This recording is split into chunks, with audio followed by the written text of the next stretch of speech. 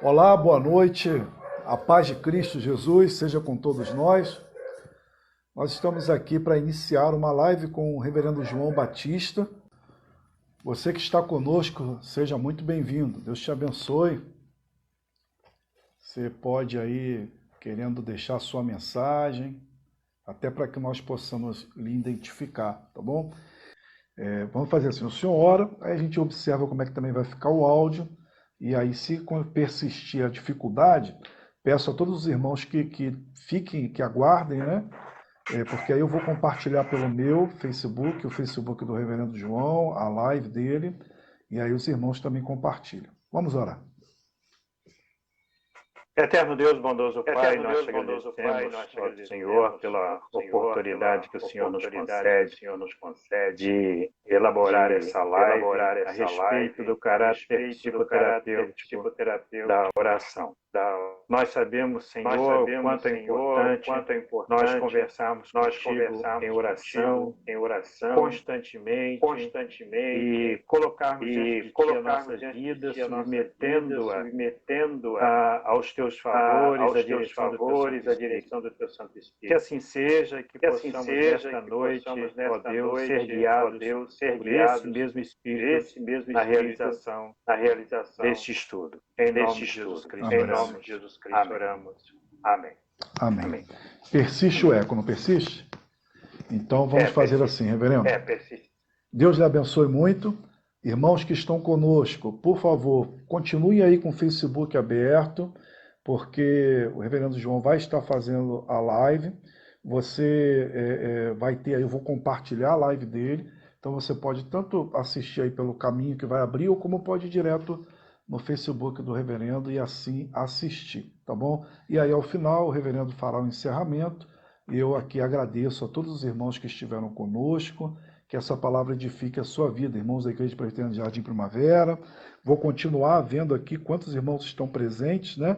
E depois também eu faço uma livezinha curta aqui, um videozinho, agradecendo e citando a presença dos irmãos, tá bom? Eu vou encerrar então o vídeo, permaneçam por aí, por favor. Reverendo, forte abraço, Deus lhe abençoe. E parabéns, né, pela aprovação na ordem, por ter recebido já a carteira da OAB. Deus lhe abençoe muito. Obrigado. Que também seja mais um ministério na sua vida aí, dirigido pelo Espírito Santo. Amém. Um abraço, vou encerrar aqui. Boa noite, meu querido irmão, boa noite, minha querida irmã. Nós estamos aqui nesta noite trazendo de novo um assunto. Eu já falei sobre esse assunto há algum tempo, já ainda neste 2020, que é o caráter psicoterapêutico da oração. E nesta noite, de modo particular, nós estaremos compartilhando este vídeo com a Igreja Presbiteriana de Jardim Primavera. Nós estamos agora no Facebook da igreja, mas houve um probleminha de áudio, e eu estou fazendo diretamente aqui pelo meu Facebook, pela minha página, e os irmãos de lá estarão participando dessa live via meu Facebook. Então, será desse modo. Mandamos aqui um abraço ao reverendo Marcelo de Silos, pastor da Igreja Presbiteriana de Jardim Primavera, e a todos os membros daquela igreja. O assunto é, pois, o caráter psicoterapêutico da oração. O tema sugere que a oração, ela produz cura. Terapia é uma palavra que pode ser traduzida por cura. E a psique, a palavra que faz o radical, faz a raiz dessa psicoterapia, a nossa psique é a nossa alma, a parte imaterial, nosso espírito. E quando a nossa alma está bem, quando a nossa alma está curada, quando a nossa alma está saudável, tudo vai muito bem, não é? Tudo vai muito bem. E o que se deseja nesta oportunidade é entender a oração como elemento que promove essa cura, não é? Eu tenho aqui três ramos, três áreas em que veremos essa cura pela oração. A súplica, a confissão de pecados e a intercessão. E eu começo, meu querido irmão, minha querida irmã, trazendo aqui uma palavra de Charles Spurgeon, no livro Oração Eficaz. Ele diz assim: quando sinto que estou na presença de Deus e tomo o meu devido lugar ali, a próxima coisa que faço é reconhecer que não tenho direito algum àquilo que estou buscando e não posso recebê-lo, exceto como um dom da graça. Devo reconhecer também que Deus limita o canal através do qual me concede misericórdia. Ele o fará por meio do seu amado Filho. Deus exige que pleiteemos com Ele e apresentemos nossas razões fortes, como diz Isaías, pois isto mostrará que valorizamos a bênção. Orar é desfazer-se de seus fardos, despir-se de seus trapos, lançar fora suas enfermidades, ficar cheio de vigor espiritual, alcançar o mais alto ponto da saúde cristã. Então, Spurgeon, grande pregador do passado e pessoa que tinha uma intimidade com Deus, ele chegava a dizer que nada nos ensina melhor quão precioso é o Criador do que a percepção da futilidade de tudo o que nos cerca. Então, nós como seres humanos, nós devemos considerar que nós não temos todo o controle que gostaríamos de ter sobre a nossa própria vida, sobre a nossa existência, sobre as coisas que nos cercam. Nós temos certo controle, e esse controle é uma prerrogativa que o próprio Deus nos concedeu. Lá no início, lá em Gênesis, capítulo 1, verso 26, o Senhor diz assim: que faremos o homem à nossa imagem, conforme a nossa semelhança, tenha ele domínio. Esse domínio, esse controle, é um atributo, é uma qualidade oriunda do próprio Deus. Ela vem de Deus para nós. Deus nos dá essa condição de dominar as coisas.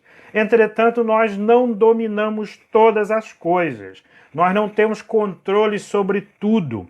E por essa razão, pelo fato de não termos controle sobre tudo, é que nós precisamos constantemente ter a companhia divina nas nossas lidas, nos nossos projetos, naquilo que desejamos realizar, porque quando fazemos isso, nós temos condições de ter o Senhor ao nosso lado. Pois bem, a primeira das coisas que precisamos entender é que a oração, ela produz cura para nós, ela produz saúde mental.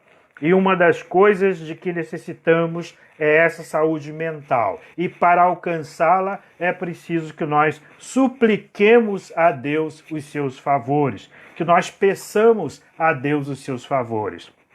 Talvez você diga assim, mas Deus não é soberano, Ele não conhece todas as coisas, Ele não sabe perfeitamente o que nós temos necessidade, aquilo de que nós temos necessidade. Por que Deus já não nos dá todas as coisas? Deus, Ele deixa à nossa disposição o universo, todas as coisas que nós podemos conquistar leal e honestamente. Deus nos oferece isso. Agora, há algumas coisas, para que nós as conquistemos, nós precisamos do auxílio. Vamos pensar em coisas muito simples, muito do nosso dia a dia. Tem algumas coisas que nós já sabemos fazer e há outras que nós não sabemos fazer, não é? Há pessoas que fazem uma comida deliciosa, têm essa habilidade. Há outras pessoas que não sabem fazer uma refeição. Essas que não sabem fazer uma refeição, ou compram pronta essa refeição, ou pedem a alguém que faça.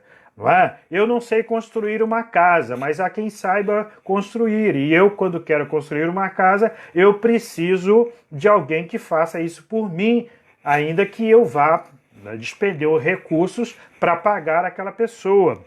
Da mesma sorte, diante de Deus, há coisas que Ele já nos instrumentalizou. há coisas que ele já nos preparou para essas coisas obtermos. Nós já temos como chegar àquilo que queremos. E fazemos isso expondo diante de Deus a nossa súplica. Diante dele nós colocamos aquilo de que nós temos necessidade para que ele, Deus, nos atenda de modo a contento, de modo a resolver a nossa situação. Então a súplica, ela é muito importante. A súplica, ela deve ser acompanhada de um labor, ela deve ser acompanhada de um trabalho nosso. Deixa eu dar um exemplo.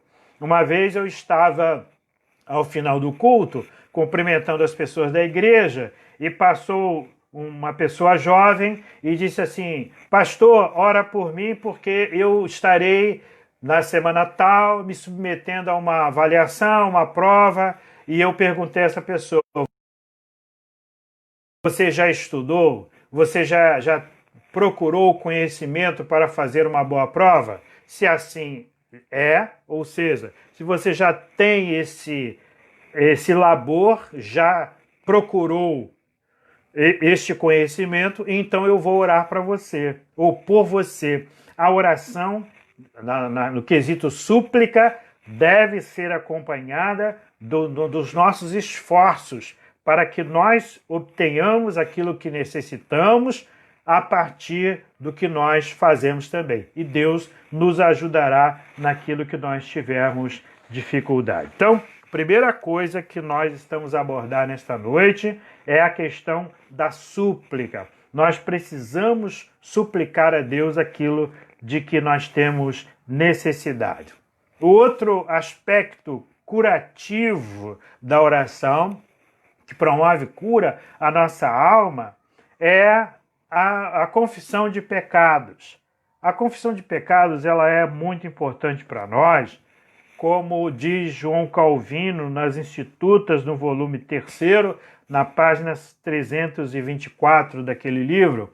Ele diz assim: afinal, o começo e mesmo a do correto orar é o pedido de perdão, associado com humilde e sincera confissão de pecados, ou confissão de culpa. Calvino coloca diante de Deus a necessidade, coloca diante de nós, evidentemente, a necessidade que todos nós temos de confessar a Deus os nossos pecados, porque nós pecamos de toda ordem, de toda sorte é o nosso pecado, por pensamentos, por palavras, por ações. Nós precisamos ter essa consciência de que nós temos pecado contra Deus. John MacArthur Jr., no livro Sociedade Sem Pecado, lá na página 145 da sua obra, ele diz: devemos ver o pecado como um inimigo declarado e nos comprometermos a bani-lo onde quer que esteja, em qualquer ocasião que levante sua cabeça. Nós não podemos ser alguém que conforme ou se conforme com o pecado, alguém que assuma a forma do pecado sem lutar contra ele, alguém que não se preocupe em desagradar a Deus com seu pecado. O pecado deve ser visto sempre como algo desagradável, algo que precisa ser vencido e contra o qual nós precisamos lutar constantemente. Então, nessa palavra de John MacArthur Jr., ele diz: devemos ver o pecado como um inimigo declarado. Mais à frente, na mesma obra, ele vai dizer assim: ninguém que esteja em Cristo consegue mortificar o pecado. Ninguém que não esteja em Cristo e no Espírito consegue mortificar o pecado. Ou seja, essa luta contra o pecado não é uma luta que nós façamos sem o auxílio divino, sem o auxílio de Deus. É com o auxílio do próprio Deus, na pessoa do seu Espírito Santo, que nós podemos lutar e conseguir vencer na nossa luta contra o pecado. Mas é necessário que nós estejamos em Cristo, estejamos vivendo isso a partir do que nos ajuda o seu próprio Espírito Santo. Então, lutar contra o pecado é um dever nosso diário, é um dever nosso em todos os momentos. E nós precisamos reconhecer o pecado nos toma de assalto, não é? Ele faz parte da constituição humana. E essa natureza pecaminosa é uma natureza pela qual natureza Cristo morreu na cruz do Calvário. Cristo morreu na cruz do Calvário para que nós começássemos a ter o nascimento de uma nova natureza, uma natureza que primasse por não pecar, por não ofender ao Senhor com o nosso pecado. E assim, essa natureza, ela deve ser crescente, ela deve crescer todos os dias à medida que nós nos aproximamos do ideal de Deus para cada um de nós. E de que modo nós fazemos? Nós fazemos através da confissão de pecados ao nosso Deus. E essa confissão promove cura. Quantas vezes uma pessoa está inquieta porque errou, porque pecou, e ela confessa, ela informa a Deus o seu pecado e ela se sente aliviada. Eu confessei a Deus os meus pecados. É o que diz o Salmo 32, não é? Eu vou ler aqui o Salmo 32, o verso 5 especialmente, nos diz a respeito disso que eu estou dizendo ao irmão nesta hora. Salmo 32 diz assim: bem-aventurado aquele cuja iniquidade é perdoada, cujo pecado é coberto. Eu estou lendo desde o primeiro versículo. Bem-aventurado o homem a quem o Senhor não atribui iniquidade e em cujo espírito não há dolo. Enquanto calei os meus pecados, envelheceram os meus ossos pelos constantes gemidos todo dia, porque a tua mão pesava dia e noite sobre mim e o meu vigor se tornou em sequidão de estio. Confessei-te o meu pecado e a minha iniquidade não mais ocultei. Disse: confessarei ao Senhor as minhas transgressões e tu perdoaste a iniquidade do meu pecado. Então, confessei-te o meu pecado e a minha iniquidade não mais ocultei, e o Senhor perdoou a iniquidade do meu pecado. Confessar o pecado a Deus, confessar os pecados a Deus, é elemento de cura, é terapia para cada um de nós.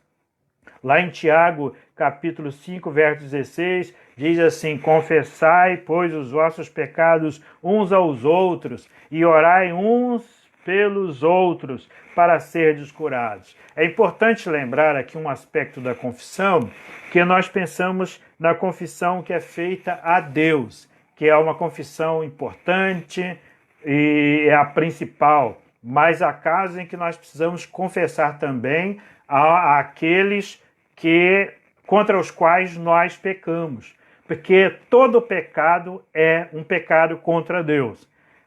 E nem todo pecado é um pecado contra o próximo. Nós podemos pecar ferindo um animal. Nós podemos pecar contra nós mesmos. Nós podemos pecar contra o próximo. Então, quando pecamos contra o próximo, nós precisamos, além da confissão a Deus, nós precisamos confessar esse pecado ao próximo também e pedir perdão a esse próximo, além de pedir perdão a Deus. Quantas vezes a pessoa vai à igreja e apresenta lá, no momento da oração de contrição, um pedido de perdão de modo geral, de modo amplo, mas esquece de especificar aquela situação particular e ir ao irmão no momento próprio, na hora acertada, e resolver a questão com ele, resolver a questão com o irmão. Então, é preciso confessar os pecados a Deus e também ao irmão, ao próximo. Esse é o segundo elemento que traz cura, a confissão de pecados. Falamos no início da súplica, falamos agora da confissão de pecados. Vamos para o terceiro elemento fundamental nessa terapia, nessa cura da alma. E vamos abordar agora a psicoterapia da intercessão. É de fundamental importância que intercedamos uns pelos outros, que oremos uns pelos outros, que exerçamos o chamado sacerdócio universal dos crentes. O trabalho da intercessão, dentre as atribuições do sacerdote, desses homens de Deus, né, profeta, sacerdote, o sacerdote era aquele que tinha por atribuição principal a intercessão. Ele falava com Deus, pedindo a Deus perdão pelo seu povo, pedindo perdão por aquelas pessoas que tinham cometido algum pecado contra o Senhor. Este era o ofício principal do sacerdote. E lembrando, contrapondo aqui o ofício do sacerdote com o do profeta, o do profeta é aquele que trazia a palavra de Deus ao homem, ao ser humano. Ele era a voz de Deus, ele é chamado de boca de Deus. Esse é o profeta. O sacerdote é aquele que levava a voz do ser humano a Deus, em oração. Ele era credenciado por Deus, ele era ungido por Deus para apresentar a Deus os pecados do povo, e ele fazia isso uma vez ao ano, entrava no santo lugar, no lugar mais oculto do santuário, e ali no Santo dos Santos ele apresentava diante de Deus o pecado de todo o povo. Veja você, um ser humano intercedendo em favor dos outros seres humanos.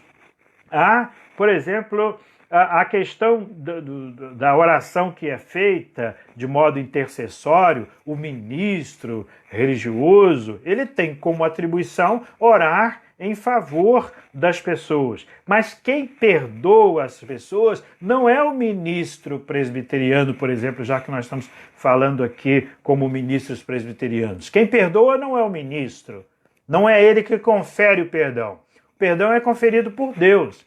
Ele solicita, ele pede a Deus em favor do povo, pede bênçãos para o povo, mas é necessário que aquela oração específica de confissão de pecados e pedido de perdão seja feita diretamente da pessoa para com Deus.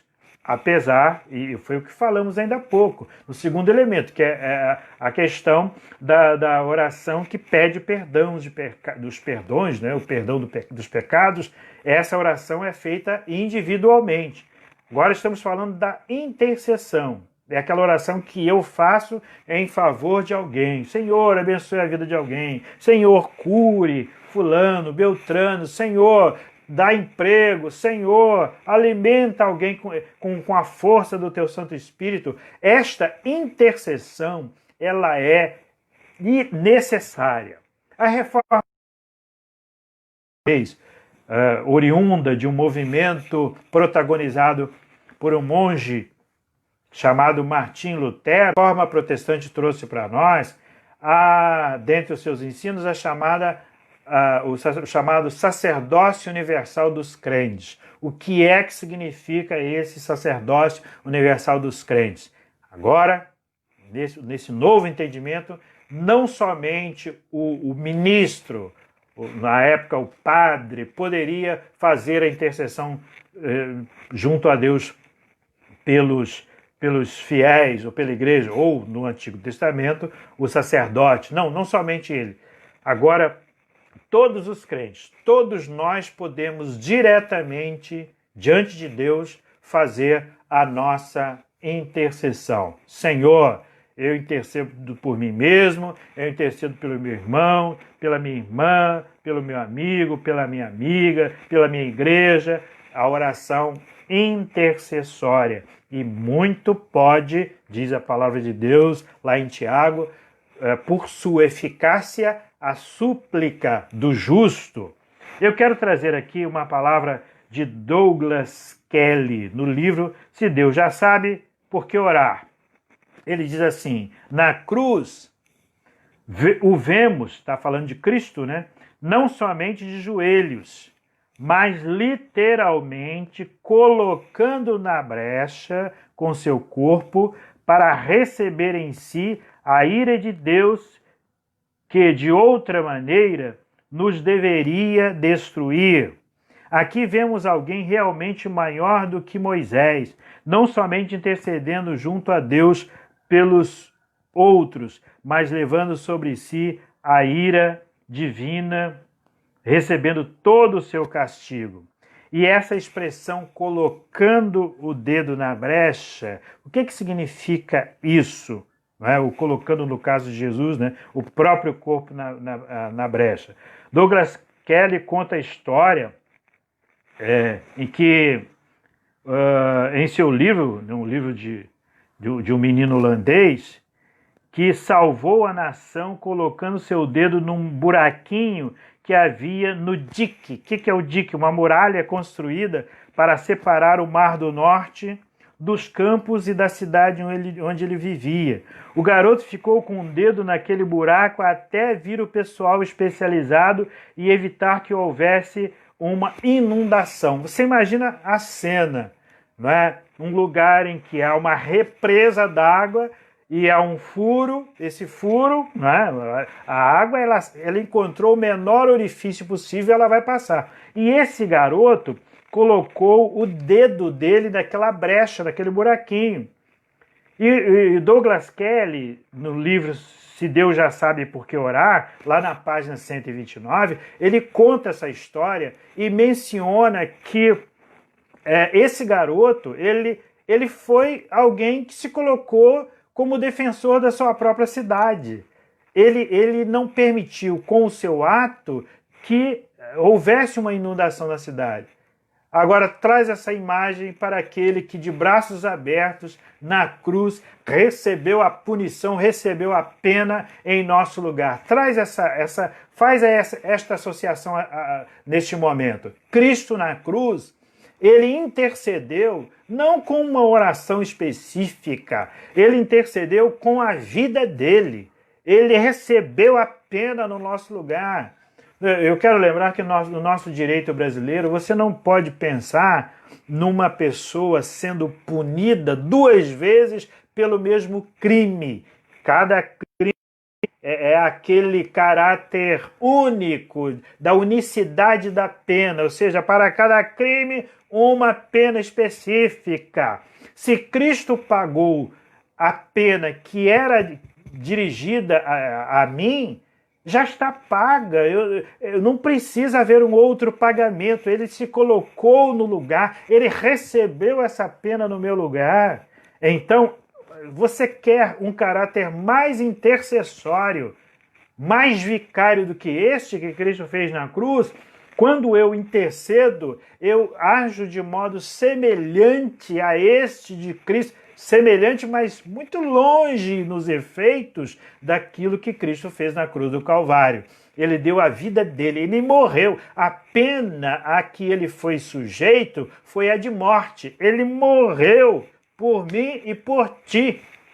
E essa morte dele, que é chamada de vicária, porque a dele substituiu a minha, a dele satisfez aquilo que Deus desejava dos seres humanos. Toda vez que eu intercedo por alguém, eu estou a trabalhar de modo próximo, parecido àquilo que Cristo quer de cada um de nós. Esse caráter intercessório da oração traz cura. Então, eu quero trazer aqui uma recordação.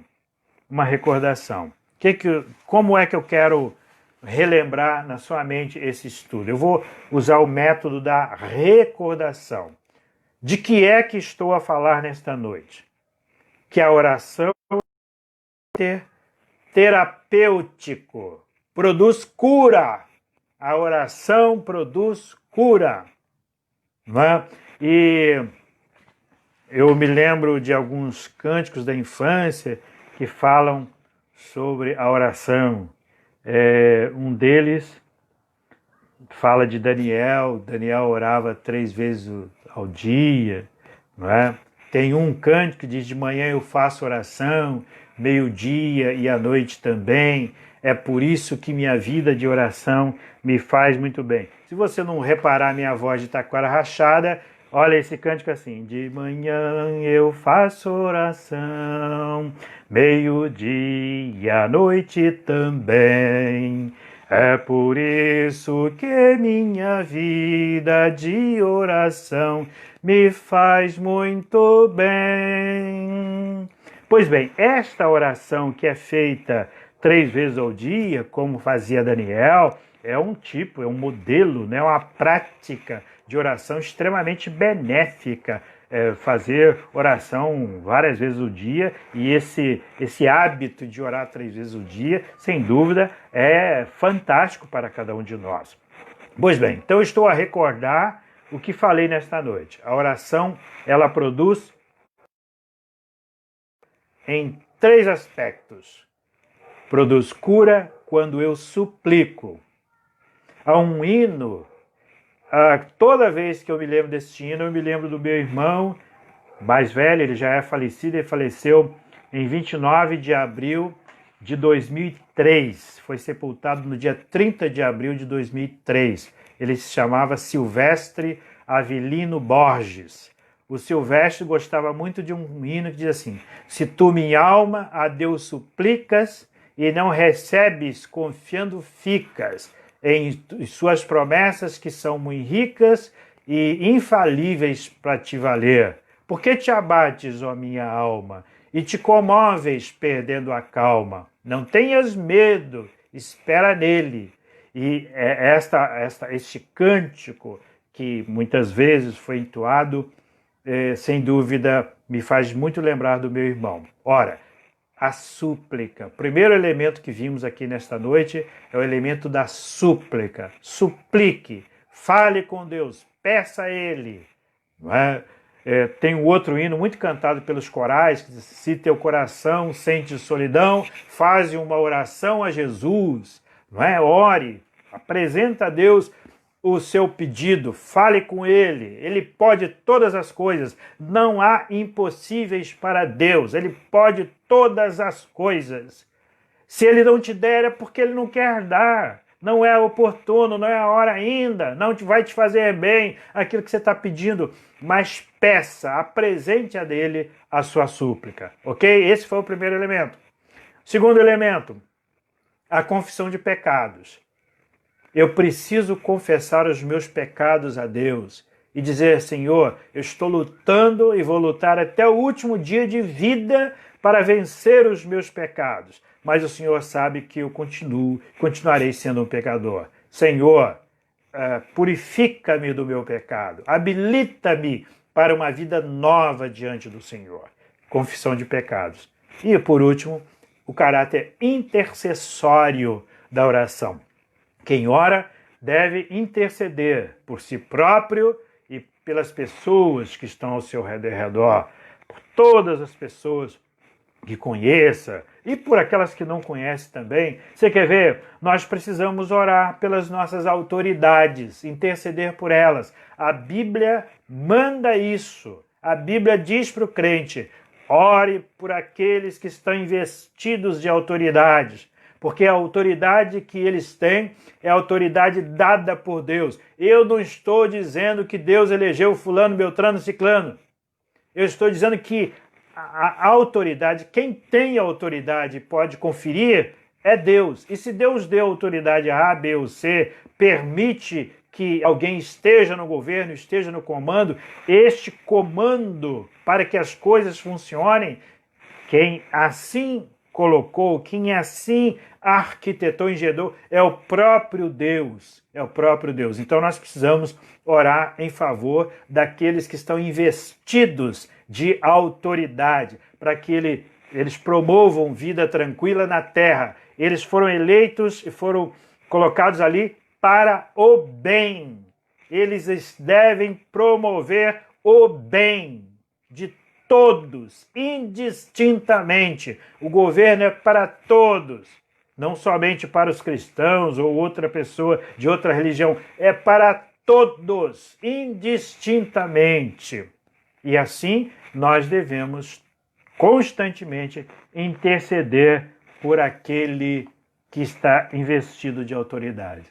Eu desejo que Nesta noite, meu prezado irmão, minha querida irmã, você que acompanhou esta live, você que entrou aí na nossa página, você que é membro de outra igreja, ou os irmãos da Igreja Presbiteriana de Jardim Primavera, em cuja página eu comecei essa live, estou a terminar aqui na minha página, em face de alguns probleminhas técnicos que nós estamos enfrentando.